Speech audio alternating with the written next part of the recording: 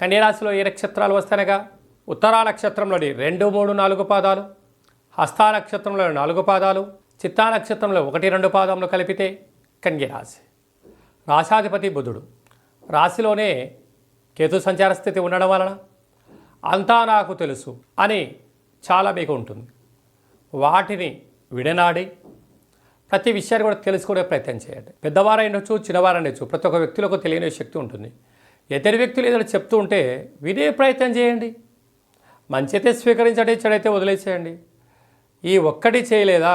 మీకు 98 సద్గుణాలు ఉన్న ఈ ఒక్కటి కారణం వలన ఆపద అష్టకష్టాలు మీకు మీరు తెచ్చి మీ తలపైన పెట్టుకునే పరిస్థితి చాలా అధికంగా ఉంటుంది.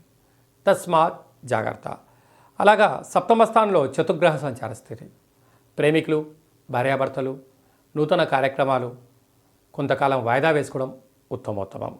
అష్టమంలో రవి సంచార స్థితి ఉండడం వల్ల దూర, వాయు, జల ప్రయాణాలు చేసేటప్పుడు ఎన్నో జాగ్రత్తలు అవసరం. అప్పులు ఇవ్వద్దు, అప్పులు తెచ్చుకోవద్దు. ప్రభుత్వ అధికారులతో, ఇంట్లో వాళ్ళతో, సహమిత్రులతో గొడవలకు ఇది సరైన సమయం కాదు. వీలైనంత వరకు సర్దుకపోయే ప్రయత్నం చేయండి. అనారోగ్యానికి దూరంగా ఉండండి. వేలకు నిద్ర, వేలకు తిండి, వేలకు సంపూర్ణమైనటువంటి ప్రశాంతతను సంపాదించగలిగినట్లయితే ఇదే కోటి వరాల మూట. లేకపోతే మోకాల నొప్పులు, అరికాళ్ళలో పంచాయతీలు, దీర్ఘకాలికమైన వ్యాధులు వచ్చే పరిస్థితి ఉంటుంది. ఇలాంటి కాల సమయంలో నరసింహస్వామి వారికి ఆకుపచ్చ కలిగినటువంటి వస్త్రాలను దానం చేయడం, అంటే కళ్యాణంలో ఏర్పాటు చేయడం. అలాగా మనం కింద చెప్పుకోబోయే విధంగా ఆ పాలల్లో నవధాన్యాలను వేసి వాటిని బ్రాహ్మణుడికి దానం ఇవ్వడం కానీ, గోమాతకు ఏర్పాటు చేయడం వలన రవి యొక్క దోషం తొలగి, అనారోగ్యాలు తొలగి, దీర్ఘకాలిక వ్యాధులు తగ్గిపోతాయని చెప్పి గమనించాలి.